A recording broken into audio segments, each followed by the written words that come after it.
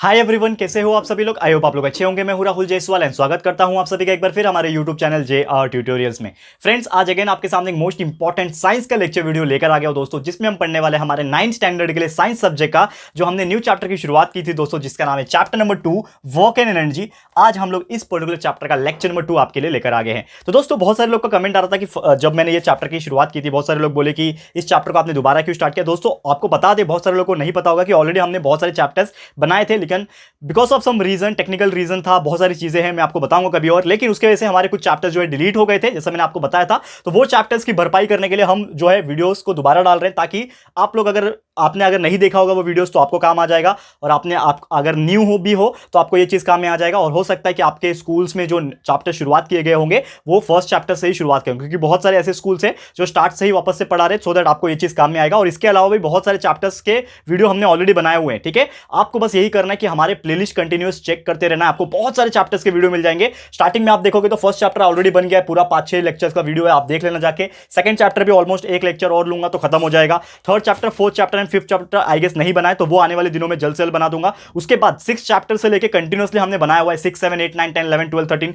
14, 15 chapter भी हम लोग पहुंच चुके हैं। 14 चैप्टर नहीं बनाए तो वो हम बना देंगे। तो आपको बस चेक करते रहना, आपको बहुत सारे चैप्टर्स के वीडियो वहां पे मिल जाएंगे, जो कि आपको अपने पढ़ाई करने में और सिलेबस को कंप्लीट करने में हेल्प करेंगे। और हमारा काम यही है, आप लोग के लिए हम जल्द से जल्द पूरा का पूरा सिलेबस वीडियो डाल देंगे। चिंता बिल्कुल नहीं करना, मैं बैठा हूं यहाँ पे, पूरी कोशिश कर रहा हूं आप लोग के लिए, दिनों रात मेहनत कर रहा हूं, ताकि आप लोग को मैं हर एक दिन वीडियो दे सकूं, तो एटलीस्ट एक वीडियो तो दे सकूं, ठीक है दोस्तों। तो आज के इस वीडियो की शुरुआत करते हैं। उम्मीद करता हूं कि आप लोगों को ये चीज समझ में आ गया होगा। आज का लेक्चर है चैप्टर नंबर 2 के बारे में, वर्क एंड एनर्जी, जो कि लेक्चर नंबर 2 है हमारा। और लेक्चर नंबर 1 की बात करें तो इसमें हमने बहुत सारी चीजें कवर कर ली थी। पूरा का पूरा वर्क जो था वो हमने कंप्लीट किया था, कि वर्क क्या होता है, कैसे आता है उसका फॉर्मूला, फोर्स इनटू डिस्प्लेसमेंट। फिर एक कॉस थीटा वाला भी फॉर्मूला हमने डिस्कस किया था। फिर साथ ही में देखा था कि वर्क 3 टाइप के होते हैं, positive work, negative work and zero work, ये देख लिया एग्जांपल्स के माध्यम से। कुछ न्यूमेरिकल्स भी 2 कराए थे आपको, ताकि कैलकुलेट करके दिखा सके कैसे हम लोग वर्क को कैलकुलेट करते हैं। तो बात करते हैं आज के लेक्चर वीडियो में। आज हम लोग बात करने वाले हैं एनर्जी, यानी कि जो सेकंड पार्ट है इस चैप्टर का, जिसका नाम है एनर्जी। तो एनर्जी क्या होता है, कौन से इसके टाइप्स होते हैं, और इसका भी सेम हम लोग 2 प्रकार पढ़ेंगे, और इसके भी कुछ न्यूमेरिकल्स हम लोग सॉल्व करेंगे आज के दिन, ठीक है। तो एनर्जी, इसका डेफिनेशन की अगर बात किया जाए तो it is nothing but it is the ability to do work.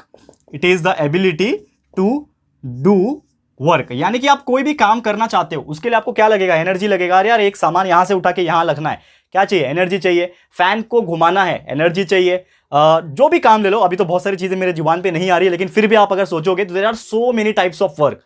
Even एक पंखे घूमने से लेके, टीवी चलने से लेके, आपके मूवमेंट से लेके, आपके अंदर के काम होने के, जो आपके हार्ट धड़क रहा है, जो दिल धड़क रहा है, आप ऑक्सीजन ले पा रहे हो, छोड़ पा रहे हो, रेस्पिरेशन कर रहे हो, ये हर एक चीज दोस्तों एनर्जी की वजह से ही हो पा रहा है। और ये जो एनर्जी होता है जो हेल्प करता है हमारे काम करने में, यानी कि energy is nothing but the capability of doing work, और ability to do work is known as energy. अब ये जो एनर्जी होती है, इसका अगर यूनिट की बात करें तो बहुत सिंपल है इसको कैलकुलेट करना और प्रिडिक्ट करना। तो एसआई यूनिट, जैसे कि आपने वर्क का देखा था, तो वर्क का यूनिट क्या था, जूल था। सेम इसका भी जो एसआई यूनिट जो है, आपको याद रखने के लिए बता रहा हूं, एसआई यूनिट अगेन एनर्जी का होता है जूल, जिसको हम लोग जे से डिनोट करते हैं। और इसका सीजीएस यूनिट की अगर मैं बात करूं, अगेन पता है ना आपको, एक एसआई यूनिट होता है और एक सीजीएस यूनिट होता है। तो सीजीएस यूनिट भी अगेन जैसा आपका वर्क में था, तो सेम इसका भी क्या हो जाएगा, अर्ग हो जाएगा, ठीक है। तो आपको ये 2 से 3 चीज याद रखनी है, कि कभी भी आपको अगर कोई पूछ ले कि what is energy, define energy, और उसका एसआई यूनिट लिखो, सीजीएस यूनिट लिखो, तो आप इसको बहुत ही इजीली लिख पाओगे, ठीक है। तो ये पर्टिकुलर टॉपिक के बाद अब एनर्जी तो आपको समझ में आ गया कि what is the meaning of energy, और इसका ये सब क्या होता है, डेफिनेशन वगैरह हमने आपको बता दिया। अब एनर्जी जो होती है वो 2 प्रकार की होती है। बेसिक लेवल पे पढ़ना है, 9th आप पढ़ रहे हो, आगे जाके आप पढ़ोगे तो एनर्जी के बहुत सारे प्रकार आपको देखने मिलेंगे। लेकिन according to the 9th standard syllabus, इसमें हमें 2 टाइप की एनर्जी पढ़नी है, जो प्रकार होती है। एक होता है आपका काइनेटिक एनर्जी, ठीक है, काइनेटिक एनर्जी, और दूसरा होता है दोस्तों पोटेंशियल एनर्जी। अब ये पोटेंशियल एनर्जी, काइनेटिक एनर्जी क्या होता है, ये सभी चीज हम लोग बारी बारी से आपको बताएंगे,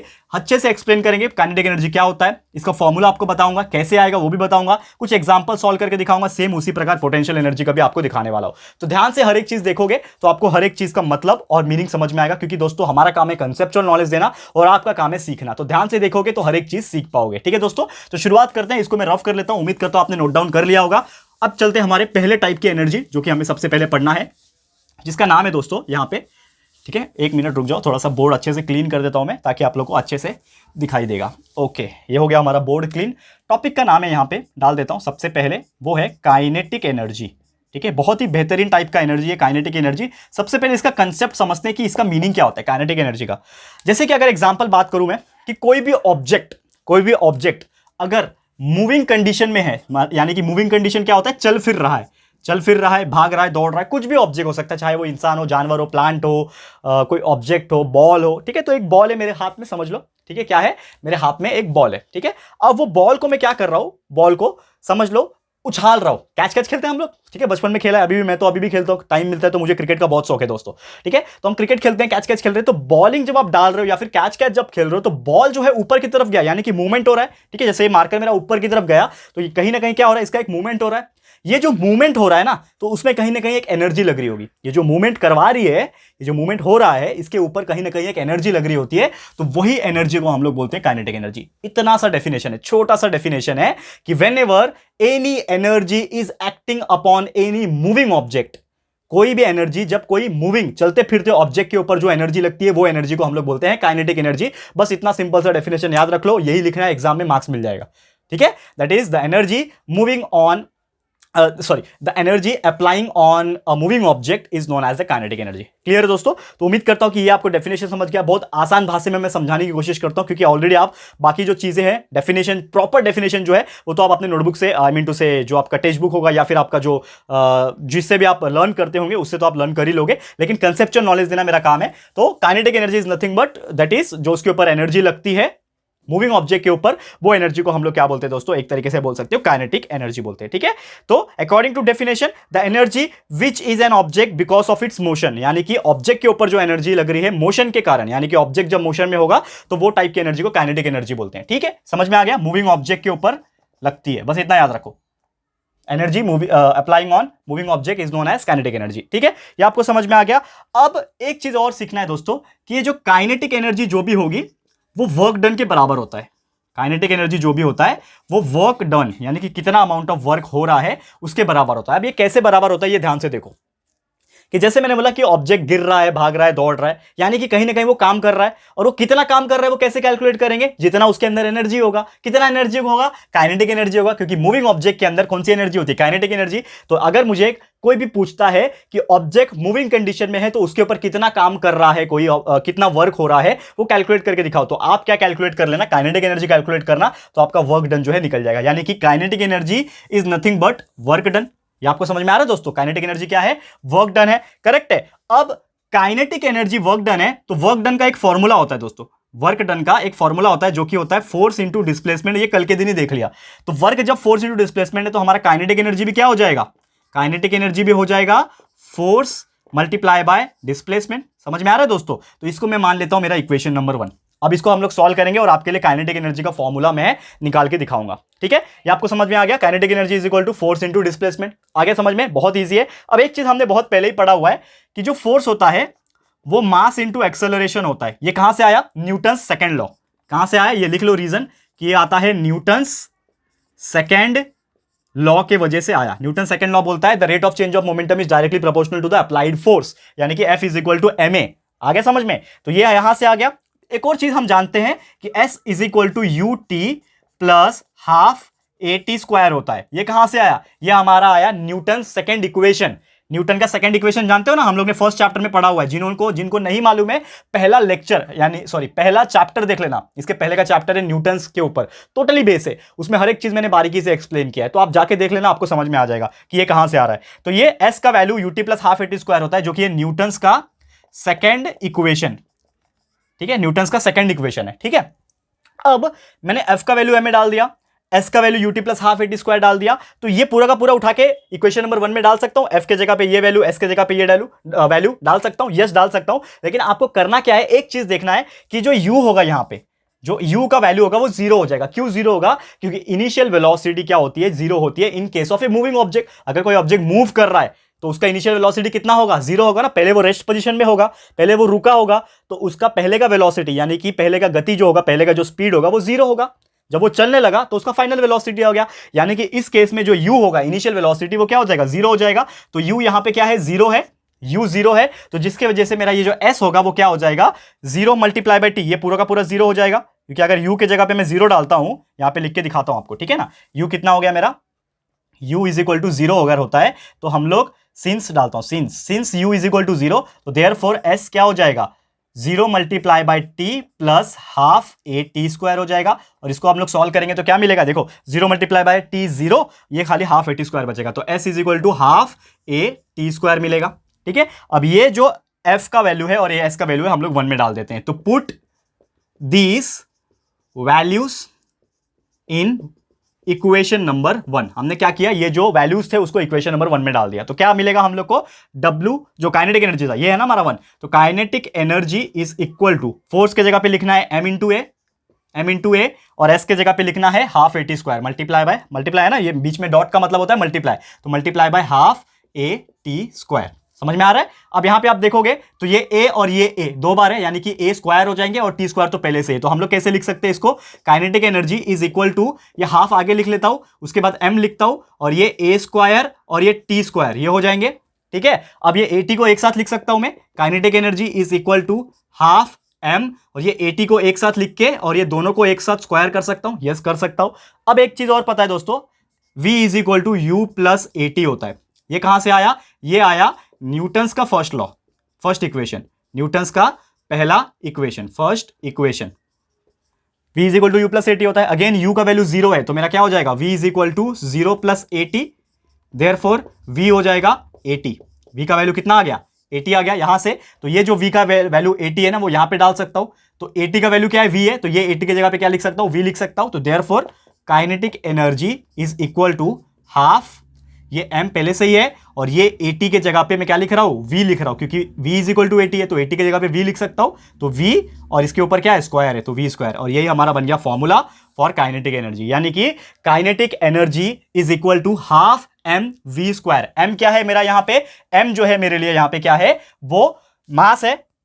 ठीक है, m मेरे लिए क्या है, मास है, और v जो है मेरे लिए दोस्तों, ये जो v है ये मेरे लिए क्या है, वेलोसिटी है। तो अगर मैं मल्टीप्लाई करूंगा, इन शॉर्ट काइनेटिक एनर्जी मुझे निकालना है, जैसे मैंने बोला कि काइनेटिक एनर्जी क्या होता है, वर्क डन के बराबर होता है। तो कोई आपको पूछता है कि कोई ऑब्जेक्ट मूव कर रहा है उसमें कितना वर्क डन है तो निकालो, तो आप ये फॉर्मूला लगा के निकाल सकते हो, क्योंकि वर्क डन निकालोगे यानी कि काइनेटिक एनर्जी निकालोगे, और काइनेटिक एनर्जी भी डायरेक्ट निकाल सकते हो, half into multiply by mass multiply by velocity का स्क्वायर। ठीक है, तो ये था हमारा formula for calculating the kinetic energy. ठीक है, अब इसके ऊपर एक छोटा सा एग्जांपल है वो भी करा देता हूं ताकि आप लोग को काइनेटिक एनर्जी का टॉपिक पूरा कवर हो जाए एंड पूरा का पूरा समझ में आ जाए। ठीक है, तो इसको रफ कर लेता हूं, फिर एक छोटा सा एग्जांपल है न्यूमेरिकल जो कि अक्सर एग्जाम में आपको पूछ सकता है कि calculate the kinetic energy of this, calculate the kinetic energy of that, ऐसा टाइप के कुछ आपको क्वेश्चंस एग्जाम में पूछेंगे, तो किस प्रकार आपको निकालना है, और बिल्कुल घबराना नहीं है, क्योंकि अगर आपको ये कंसेप्ट पता चल जाएगा ना दोस्तों तो आप लिटरली टॉप करोगे एग्जाम में, इतनी मेरी गारंटी है। ठीक है, तो ध्यान से देखना, हर एक चीज आपको क्लियर हो जाएगा। ठीक है, हाँ, तो मैं क्या बता रहा था आपको, काइनेटिक एनर्जी का न्यूमेरिकल। तो लेट्स सपोज आपको कोई क्वेश्चन पूछता है इस प्रकार कि एक पत्थर है, एक स्टोन है जिसका मास है 20 किलो। ठीक है, एक स्टोन है जिसका मास क्या है, एक स्टोन है जिसका मास हमें दिया हुआ है कितना है, 20 किलो, 20 किलो का एक मास दिया, एक बड़ा सा पत्थर होगा 20 किलो का, उसका मास यहां पे दिया हुआ है, जो कि हम लोग बोल रहे हैं। ठीक है, सॉरी 20 किलो नहीं है, गलती हो गया, तो 250 ग्राम है। ठीक है ना, मैंने कुछ दूसरा कुछ देख लिया दोस्तों, तो 250 ग्राम है, 250 ग्राम।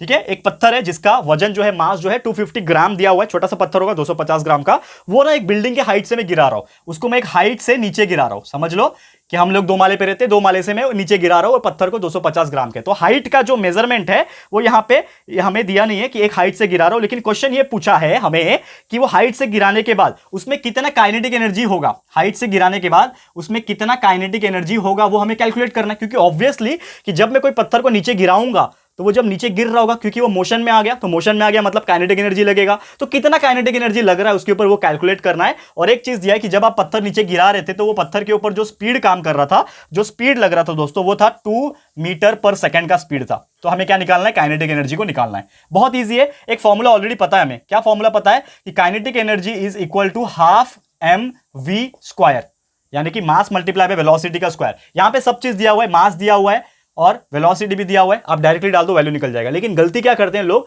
डायरेक्टली मास का वैल्यू 250 ग्राम लिया है तो सीधा 250 ग्राम लिख के मल्टीप्लाई करते हैं, ये गलती मत करना।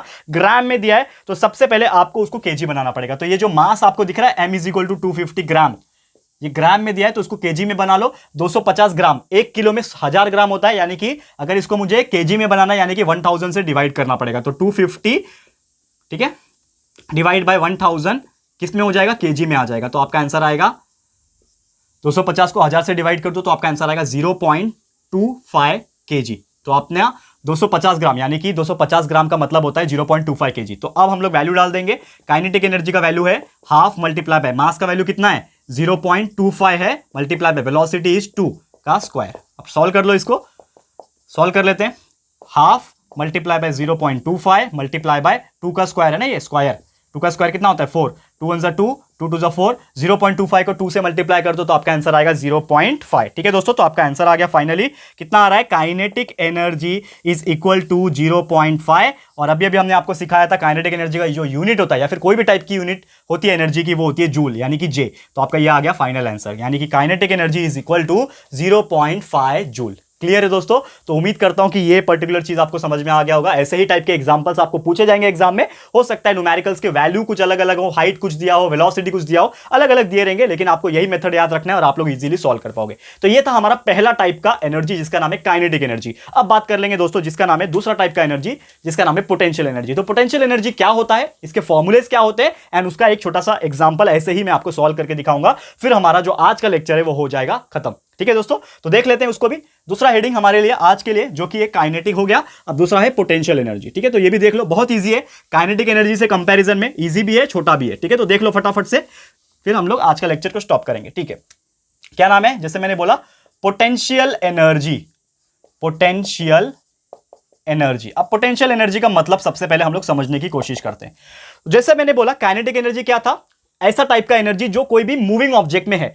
तो पोटेंशियल एनर्जी क्या रहेगा, ऐसा एनर्जी जो किसी रुके हुए ऑब्जेक्ट में, यानी कि समझ लो ये ऑब्जेक्ट रखा हुआ है, यहां पे देखो रखा हुआ है ना, हिल रहा है क्या, नहीं हिल रहा है, ये ऑब्जेक्ट रखा हुआ है यानी कि रेस्ट पोजीशन में है, स्टेशनरी पोजीशन में है। तो जब कोई भी ऑब्जेक्ट स्टेशनरी पोजीशन में होता है या फिर रेस्ट पोजीशन में होता है तो उसके ऊपर भी एक ताकत लग रही होती है। ठीक है, उसको रेस्ट पोजीशन में रहने के लिए भी ताकत लगती है ना, तो वो जो ताकत लगती है उसको हम लोग बोलते हैं पोटेंशियल एनर्जी, यानी कि energy applied on rest object. जो ऑब्जेक्ट रेस्ट में होता है उसके ऊपर जो एनर्जी लगती है उसी को हम लोग बोलते हैं पोटेंशियल एनर्जी। बहुत सिंपल सा स्वीट सा डेफिनेशन था। तो according to the main definition अगर हम लोग बोलेंगे तो पोटेंशियल एनर्जी का मतलब यही होता है दोस्तों, यहां पे अगर बात किया जाए कि the energy stored in an object, कोई भी ऑब्जेक्ट के अंदर एनर्जी जो पहले से स्टोर्ड होती है और उसके वजह से जो ऑब्जेक्ट है वो स्टेशनरी पोजीशन में रहता है, फिक्स पोजीशन में रहता है, तो उस एनर्जी को हम लोग बोलते हैं पोटेंशियल एनर्जी।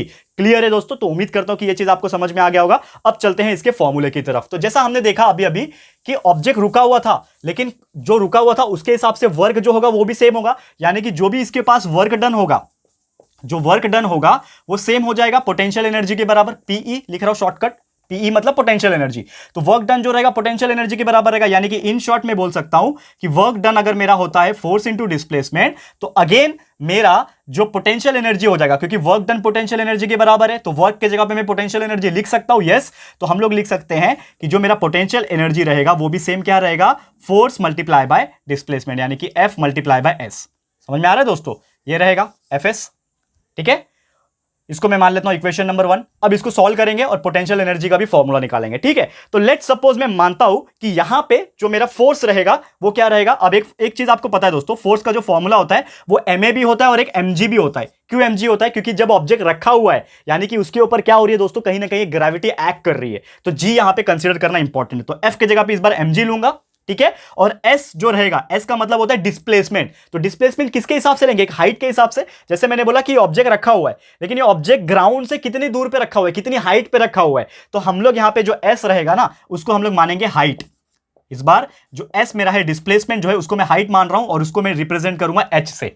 तो हम लोग चुपचाप क्या लिखेंगे, f की जगह पे mg डाल देंगे, s की जगह पे h डाल देंगे। तो हमारा फॉर्मूला क्या बन जाएगा, potential energy is equal to f की जगह पे m G और ये S के जगह पे H, तो PE is equal to mgh। This is the formula for calculating the potential energy of any given object. कोई भी ऑब्जेक्ट का पोटेंशियल एनर्जी निकालने के लिए हमें मास को ग्रेविटी के वैल्यू के साथ और हाइट के वैल्यू के साथ मल्टीप्लाई करना होगा। आपका पोटेंशियल एनर्जी का जो वैल्यू है वो आपको मिल जाएगा। क्लियर है दोस्तों? तो उम्मीद करता हूं कि आपको समझ में आ गया होगा। अब इसके ऊपर एक छोटा सा न्यूमेरिकल मैं आपको सॉल्व कराने की कोशिश करता हूं ताकि आपको क्लियर हो जाए। तो एक क्वेश्चन पूछा है यहां पे कि लेट्स सपोज एक बिल्डिंग है, एक बिल्डिंग के ऊपर देखो टंकी होता है, ऊपर पानी की टंकी होता है, तो वो पानी की टंकी में नॉर्मली लगभग 500 किलो वाटर है, यानी कि उसका मास हो गया m। कितना है, वो टंकी के ऊपर 500 किलो जो है पानी रखा हुआ है, 500 kg वाटर रखा हुआ है।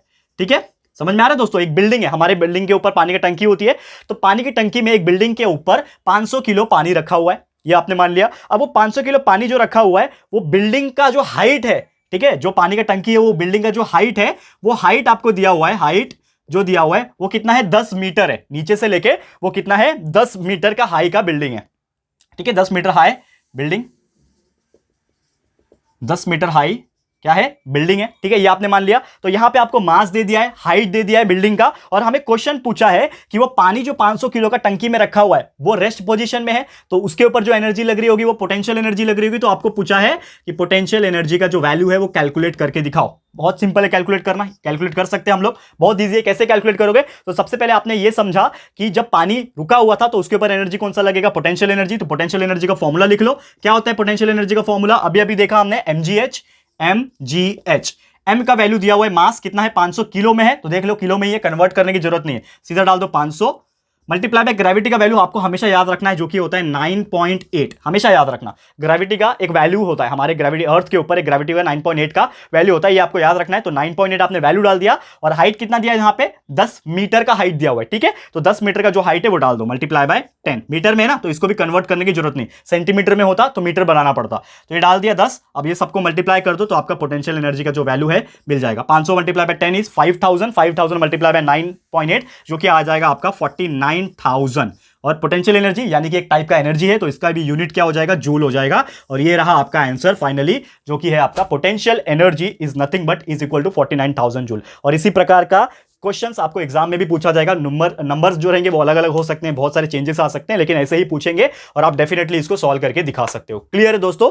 तो आज का लेक्चर यहीं पे समाप्त होता है दोस्तों, जिसमें हमने बहुत सारी चीजें देख लिया। एनर्जी क्या होता है, एनर्जी के सोर्सेस क्या होते हैं, कौन से टाइप के दो एनर्जी होते हैं, काइनेटिक एनर्जी, पोटेंशियल एनर्जी, ये देख लिया हमने। फिर साथ में उसके न्यूमेरिकल्स और उसके डेरिवेशंस और उसके फॉर्मूले भी हमने देख लिए। तो आज का लेक्चर उम्मीद करता हूं आपको समझ में आ गया होगा और यहीं पे स्टॉप होता है। जल्द मिलेंगे आपके सामने एक और नए लेक्चर वीडियो के साथ, जिसमें हम लोग इसके जो रिमेनिंग पार्ट बचे हुए इस चैप्टर के वो भी हम लोग कंप्लीट करा देंगे, यानी चैप्टर को भी फटाफट से कंप्लीट कर देंगे। ठीक है दोस्तों, तो आज के लिए इतना ही। ये वीडियो आपको कैसा लगा है दोस्तों, प्लीज हमें कमेंट करके बताइएगा, अपनी राय और सजेशन जरूर से दीजिएगा दोस्तों। और अगर आपको ये वीडियो पसंद आया है, यूजफुल लगा है फ्रेंड्स, तो प्लीज वीडियो को लाइक कीजिएगा, शेयर कीजिएगा अपने सारे फ्रेंड्स लोग के साथ, फटाफट से शेयर कर देना। एंड अगर आपने अभी तक इस चैनल को सब्सक्राइब नहीं किया है तो फटाफट से हमारे चैनल को भी सब्सक्राइब कर देना, साथ में बेल आइकन को प्रेस कर देना, ताकि जब भी हम लोग वीडियो लेकर आएंगे आप लोग को नोटिफिकेशन मिलती रहेगी। ठीक है फ्रेंड्स, तो मिलते हैं हमारे अगले वीडियो में। ये वीडियो देखने के लिए thank you and good bye.